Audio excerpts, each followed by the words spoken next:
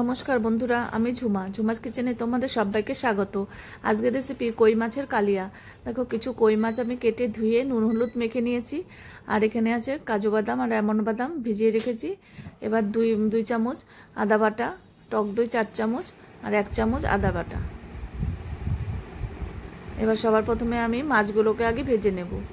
কড়াইয়ে সর্ষের তেল দিয়ে দিলাম। তেলটাকে খুব ভালো করে গরম করে নিতে হবে।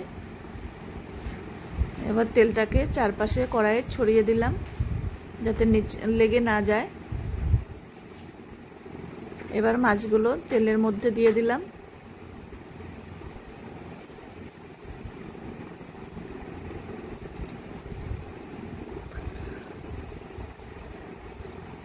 এবার অপর পাশটা উল্টিয়ে দেব।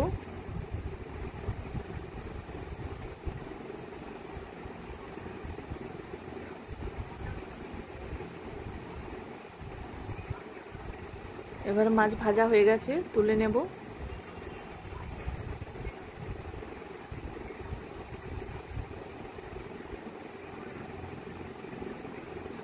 এবার দেখো, ওই তেলের মধ্যেই একটা শুকনো লঙ্কা চিড়ে দিয়েছি ফোড়নে, আর গোটা জিরে। এবার দুটো টমেটো দিয়েছি। টমেটোটা একটু ভাজা ভাজা করে নেব। তারপরে অল্প নুন দিয়ে দিলাম। এবার আমন্ড বাদাম আর কাজু বাদামটা একটু পেস্ট করে নিতে হবে।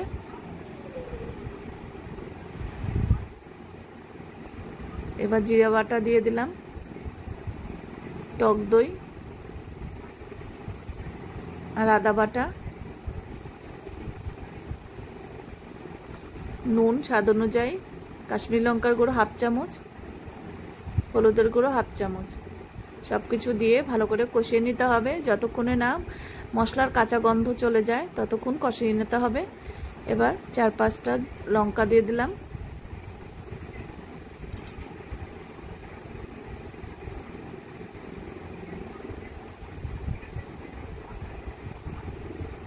এবার কাজু বাদাম আর ওই আমন্ড বাদামের পেস্টটা দিয়ে দিলাম। এবার আবারও একটু কষিয়ে নেব। দেখো, মশলা থেকে কিন্তু তেল ছেড়ে দিয়েছে, এতেই বোঝা যাচ্ছে মশলা কষানো হয়ে গেছে। এবার ঝোলের জন্য জল দিয়ে দিলাম।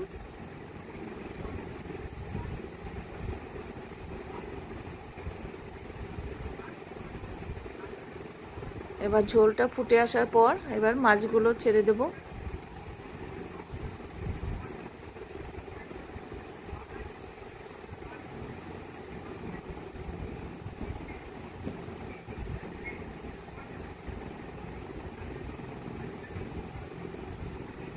দেখো, মাছের ঝোল কিন্তু হয়ে গেছে।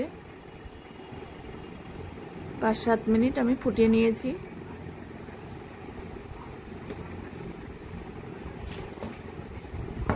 এবার দেখো, মাছ নামিয়ে নিয়েছি। এবার সার্ভ করে দিচ্ছি।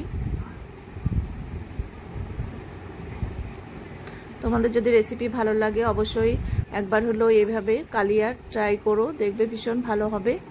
আর তোমরা যদি ইউটিউব থেকে দেখো তাহলে চ্যানেলটিকে সাবস্ক্রাইব করে রেখো, আর ফেসবুক থেকে দেখলে পেজটাকে ফলো করো। তাহলে আমি যখনই যা নিত্য নতুন ভিডিও ছাড়বো তোমাদের কাছে সঙ্গে সঙ্গে পৌঁছে যাবে। তোমরা সবাই সুস্থ থেকো, ভালো থেকো। ধন্যবাদ।